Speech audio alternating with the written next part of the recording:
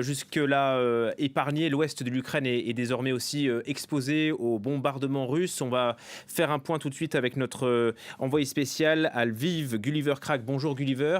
D'abord, quelle est la situation dans la région et comment est-ce qu'on réagit sur place?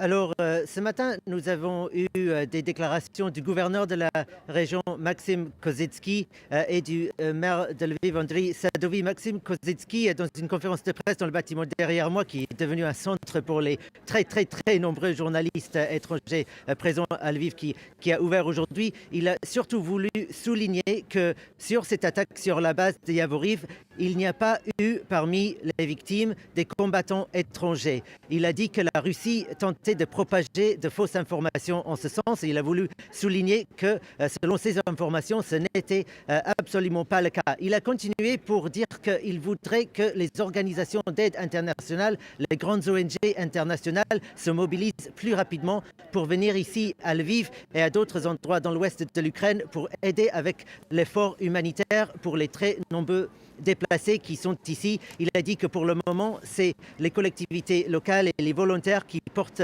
l'essentiel du poids de ces très grand nombre de déplacés, qu'il faudrait vraiment que les organisations internationales humanitaires viennent ici. Il a continué aussi en réclamant, comme le fait le président Volodymyr Zelensky à chaque opportunité, cette zone d'exclusion aérienne au-dessus de l'Ukraine, de l'OTAN, où à défaut de cela, d'autres formes d'aide internationale à l'Ukraine, selon le gouverneur régional, l'aide internationale à l'Ukraine vient bien trop lentement.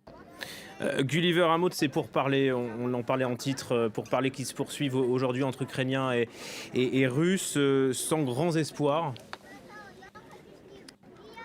Oui, vous savez, parmi les gens à qui j'ai parlé, il n'y a vraiment pas beaucoup d'espoir et même il y a une forme de crainte que si jamais cessez-le-feu il y a, cela pourrait être en réalité juste utilisé par les Russes pour se regrouper, pour mieux planifier leurs prochaines attaques ou encore pour attaquer sur le front informationnel sur l'Ukraine et essayer de diffuser de fausses informations et de briser cette unité nationale en termes d'opinion publique qu'il semble y avoir pour le moment derrière l'Ukraine. Donc les Ukrainiens ne sont même pas sûrs que ce serait une bonne chose si les Russes semblent déclarer un cessez-le-feu. Le niveau de confiance en la Russie est vraiment extrêmement bas et pour cause quand on voit les cibles, comment l'infrastructure civile est clairement visée tous les jours par les Russes dans des villes comme Mariupol, Kharkiv, Kiev et d'innombrables aussi petits villages et villes à travers toute l'Ukraine centrale, du sud et de l'est. C'est vraiment uniquement l'ouest maintenant